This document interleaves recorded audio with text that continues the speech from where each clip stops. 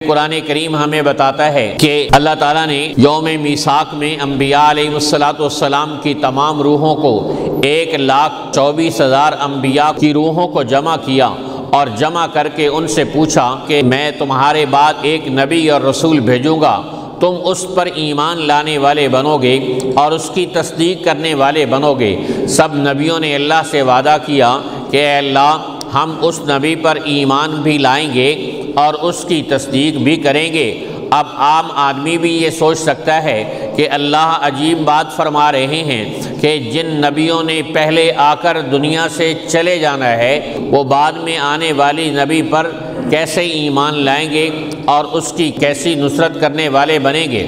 اس پر اللہ رب العزت نے فرمایا ایمان لانے کا وعدہ کرنا، تصدیق کا وعدہ کرنا نبیوں کا کام ہے اور اس کو پورا کرنا میرا کام ہے۔ چنانچہ تاریخ کے طالب علم کو پھر یہ حقیقت نظر آتی ہے، آپ صلی اللہ علیہ وسلم کو اللہ معراج شریف کے لیے بلاتے ہیں اور مسجد اقصیٰ آپ کے سفر کا پہلا ٹھکانہ بنتی ہے۔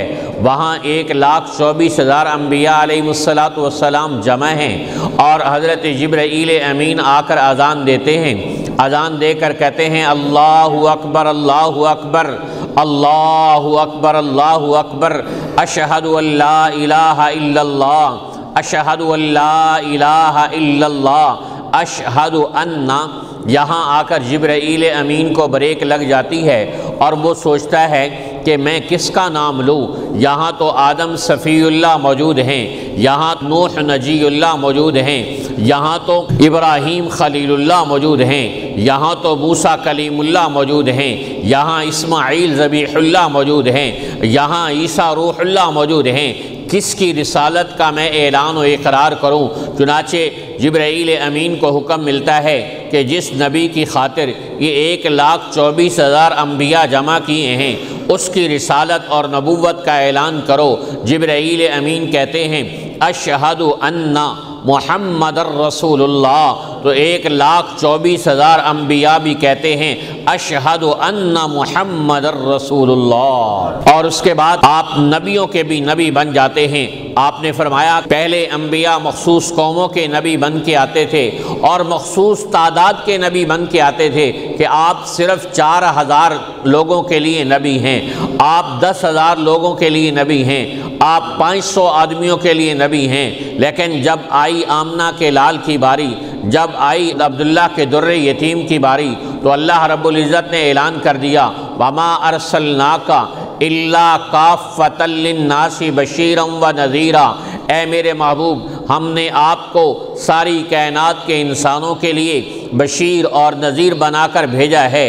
تو آپ صلی اللہ علیہ وسلم کی نبوت عالمگیر بن گئی، تمام کائنات کے انسانوں کو محیط بن گئی۔ اس لیے آپ نے فرمایا انا نبی الانبیاء بعثت الی الاسود والاحمر، میں کالوں کا نبی، میں گوروں کا نبی، والی کل انس وجان، میں انسانوں کا نبی اور میں جنات کا نبی ہوں، اور انا نبی الانبیاء، میں نبیوں کا بھی نبی بن کر آیا ہوں۔ اور پھر نماز پڑھانے کی باری آئی تو جبرائیل امین پھر حیران ہو گئے کہ آج امامت کے مصلی پہ کون آئے گا اور یہاں آ کر نماز نبیوں کو کون پڑھائے گا؟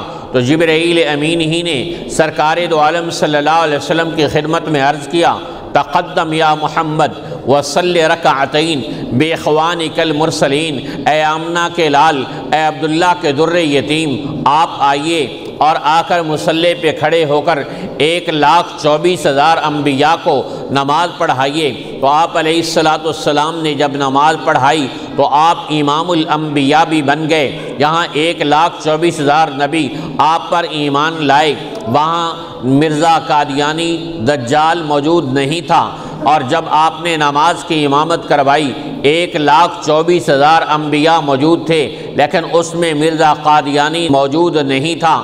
یہ اس بات کی دلیل ہے کہ یہ جھوٹا اور کذاب تو ہو سکتا ہے لیکن نبی نہیں ہو سکتا، اس لیے کہ نبی تو اللہ نے اپنی خاتم النبیین کی، امام الانبیاء کی امامت و قیادت میں سارے معراج کی رات میں جمع کر دیے تھے۔